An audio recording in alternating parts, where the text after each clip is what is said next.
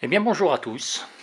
Alors aujourd'hui cette petite vidéo, je vais la faire de mon atelier parce qu'aujourd'hui il fait particulièrement chaud dehors et je suis bien plus au frais dans mon atelier, donc j'en profite pour travailler un petit peu sur mon moteur à air chaud.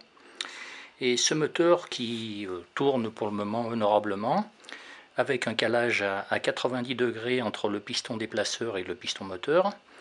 Mais ce que je voudrais pouvoir faire maintenant, c'est faire des comparaisons pour voir ce qui se passe avec des calages différents. Alors, pour modifier le calage, j'ai essayé de mettre au point une méthode qui soit relativement précise et simple. Et la première chose à savoir, pour pouvoir faire un calage correct, c'est de déterminer exactement la position du point mort haut ou bas du piston moteur. Alors pour ça, voilà la méthode que j'ai mis au point. Je vais utiliser un des trous qui est sur la culasse pour pouvoir mettre une pige à l'intérieur et pouvoir visualiser quand le piston est dans sa position maximum haute ou maximum basse.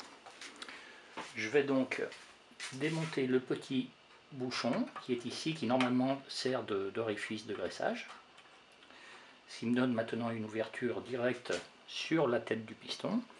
À l'intérieur, je vais glisser un foret de 3,1 mm qui rentre juste dans le trou et qui vient en appui sur le piston.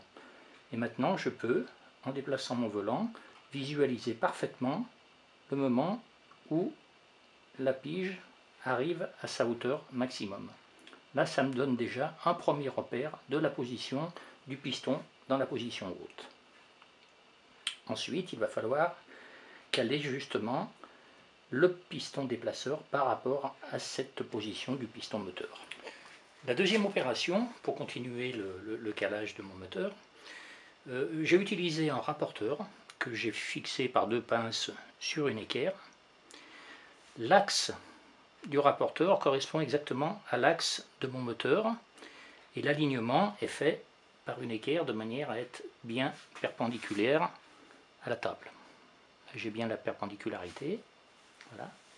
Et maintenant je vais utiliser justement ce rapporteur pour le placer exactement dans l'axe de mon moteur.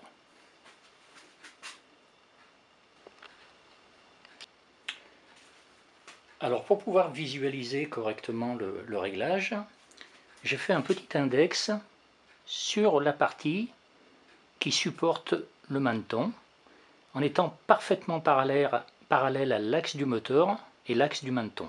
J'ai prolongé donc cet axe par un petit repère visuel et maintenant je vais pouvoir superposer mon rapporteur en le plaçant parfaitement dans l'axe du moteur et visualiser sur mon rapporteur mon angle de calage actuel. Et bien c'est très simple, on est bien en position point mort haut maximum, on immobilise le volant et là par la vis de blocage du maneton, eh bien, on va pouvoir orienter, en regardant sur le rapporteur, orienter le calage désiré et le serrer dans la position voulue. Voilà, voilà, je pense que j'aurais été clair. Si toutefois ça ne l'est pas, bien, vous pouvez me poser des questions, puis j'essaierai d'y répondre.